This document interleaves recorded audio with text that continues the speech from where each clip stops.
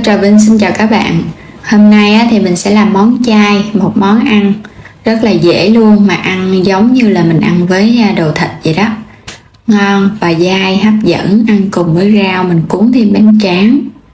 Chấm với cái nước tương mình pha rất là ngon. Thì cái nem nướng này các bạn làm vậy nào mình ăn bún cũng ngon, ăn bánh tráng cũng ngon luôn. Bây giờ thì mời các bạn mình cùng xem video để biết cách làm nha. Ở đây thì mình chuẩn bị 100g đậu xanh. Phần đậu xanh này thì các bạn ngâm nước khoảng 1 tiếng đồng hồ cho đậu nó nở ra. Cho hết vô trong cái nồi. Nấu hoặc là hấp cũng được nữa. Nấu thì mình cho vào 300ml nước. Nấu thì sẽ nhanh hơn. Bắt lên bếp mình sẽ nấu cho đậu chín. Mới thì các bạn để lửa lớn nha. Khi đậu sôi thì mình hạ lửa nhỏ. Có bọt thì mình hớt bớt phần bọt rồi nấu cho đậu cạn nước. Quay trở lại phần đậu, mình để lửa riu riu nhỏ nhỏ, bây giờ nó cạn nước vậy nè, vậy là được rồi đó. Phần đậu đã xong, mình để ra đây cho nó nguội bớt để nó khô lại nha. Tiếp theo mình dùng cái củ sắn gọt sạch vỏ, 2 muỗng canh bột năng hay là bột bắp cũng được, vài cái cọng hành lá, rồi thêm cái củ hành nữa. Nếu các bạn không ăn hành thì mình bỏ qua nha. Đây là cái sườn chay nè. Sườn chay này thì các bạn ngâm nước khoảng 2 tiếng cho nó nở mềm ra. Thì chút nữa mình xé nó dễ. Mình dùng cái loại này nè. Ngâm nước khoảng 2 tiếng đồng hồ thì nó sẽ nở mềm. Hoặc là các bạn ngâm nước ấm ấm cho nó nhanh nở ra. Phần sườn này đã mềm rồi, bây giờ mình xé ra sợi sợi.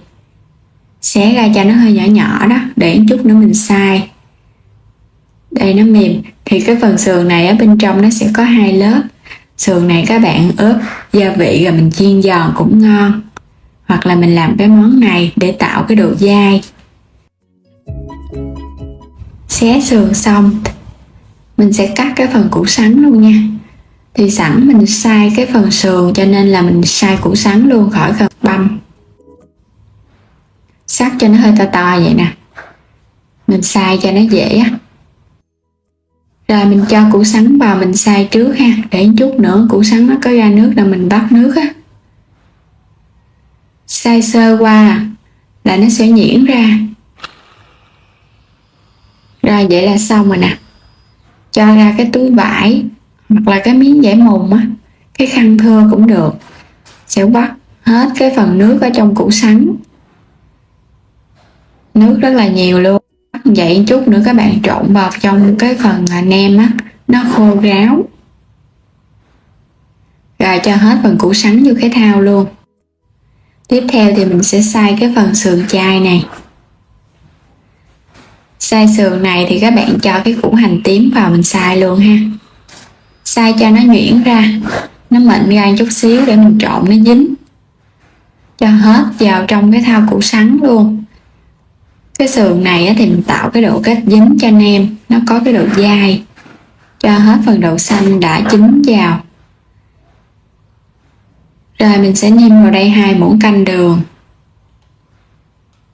nửa muỗng canh hạt nêm chay, 1 muỗng canh dầu hào chay, chút muối. Tiêu xay thì tùy thích nha. Đây là dầu màu điều nè. Mình phi thơm với dầu nóng để có màu đẹp. Cho phần bột vô luôn. Trộn đều lên. Bột năng sẽ giúp cho cái phần nem này nó có độ kết dính và nó dai ngon. Các bạn trộn thật là đều. Có đậu xanh vô thì nem của mình nó bùi và mình chiên lên ngon lắm. Rồi nè. Mình nhồi đều vậy là được rồi. Nó ngấm đều gia vị. Có thể làm liền hoặc là để vào ngăn mát tủ lạnh nửa tiếng. Ở đây thì mình dùng tương đen, tương xay, có thể dùng tương ăn phở hoặc là tương gỏi cuốn. Cho vào 3 muỗng canh, thêm 2 muỗng đường nữa nha. Nước sôi mình cho vào cho được nửa chén luôn. Khuấy đều lên cho phần tương nó chín và nó tan ra. Xong rồi các bạn cho chanh vô.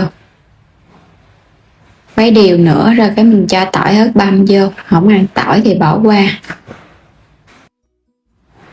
Khi mà để vào ngăn mát tủ lạnh thì phần nem nó sẽ dai hơn. Các bạn sẽ vo cho nó dài dài ra ha. Vậy nè. hơi láng láng ở bên ngoài, giống như là chiếc nem thịt vậy đó. Để lửa nhỏ, chảo dầu vừa nóng thì mình cho vào. Mình làm từng chiếc cho vào để chiên luôn. Chiên cho phần nem này nó vàng một mặt, xong rồi cái mình trở bề. Nếu các bạn thích nướng thì mình nướng cũng được nha. Nướng bằng than cũng được, hoặc là mình nướng áp chảo cũng được nữa. Quét sơn lớp dầu nhẹ rồi nướng. Mình cho vào đây 2 muỗng canh tương ớt, 1 muỗng canh dầu hào, 1 muỗng canh đường, thêm 3 muỗng canh nước nữa. Khuấy đều hỗn hợp lên để chút nữa mình làm cái nước quét ở bên trên á. Áo đều một lớp nem ở bên ngoài thì nem nó đậm đà. Đây mình có hành lá, cho một chút muối rồi mình cho dầu nóng vô. Quay trở lại phần nem, các bạn chiên ở lửa vừa thôi nha, cho nó chín kỹ. Vàng đều thì mình vớt lên để cho nó ráo dầu và lần lượt chiên cho hết. Làm xong hết rồi thì các bạn để qua bên đây luôn. Cái chảo này mình chắc dầu ra hết, cho cái nước sốt vô. Khi nước sốt đã sôi lên nè, mình sẽ lấy phần nem mình cho vô, xóc đều lên nha. Để cho nem nó áo đều một lớp này thì mình ăn nó đậm đà và nó cũng có màu đẹp nữa. Xóc đều qua là được à. Nem đã chín rồi, mình tắt bếp. Rồi cho ra dĩa. Nem chay nhìn giống y chang nem thịt luôn. Cho lên đây cái dầu hành. Không ăn thì các bạn bỏ qua. Ăn cùng với bún hoặc là bánh hỏi. Cuối cùng là mình cho thêm một ít đậu phộng rang đập dập nữa. Thêm vào trong nước chấm chút xíu đồ chua củ cải. Món nem chay đã thành công, vừa ngon miệng vừa hấp dẫn, màu sắc thì bắt mắt nè. Ăn cùng với rau cải, bún, bánh tráng cuốn. Ngon quá, nhìn cái màu rất là đẹp luôn. Chiếc nem thì bóng lưỡng.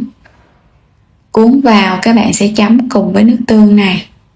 Thì phần nước tương này á, các bạn sẽ nêm lại nha. Coi nó ngọt ngọt, mặn mặn, chua chua thì mình ăn nó đậm đà hơn. Rồi bây giờ mời các bạn cùng thưởng thức nha. Thịt nem á thì dai dai nè, chấm vào cái nước chấm chua chua ngọt ngọt, mặn mặn nhẹ nhẹ nữa. Ăn đậu phộng á thì nó giòn giòn, rất là thơm, mùi hành phi luôn. Vừa ngon miệng mà vừa dễ làm, không có gì khó. Mình làm với đậu xanh thì mình ăn vào nó bùi bùi, ngon hơn. Còn nếu các bạn không thích làm đậu xanh thì có thể làm bằng khoai môn. Hấp chín rồi mình tán ra, hoặc là làm với khoai tây cũng được nữa. Và đến đây thì mình chúc các bạn ngon miệng với món chay này nha. Đừng quên đăng ký kênh, ủng hộ kênh mình và đừng quên chia sẻ những video nữa nha. Xin chào tạm biệt, hẹn gặp lại các bạn ở những video tiếp theo.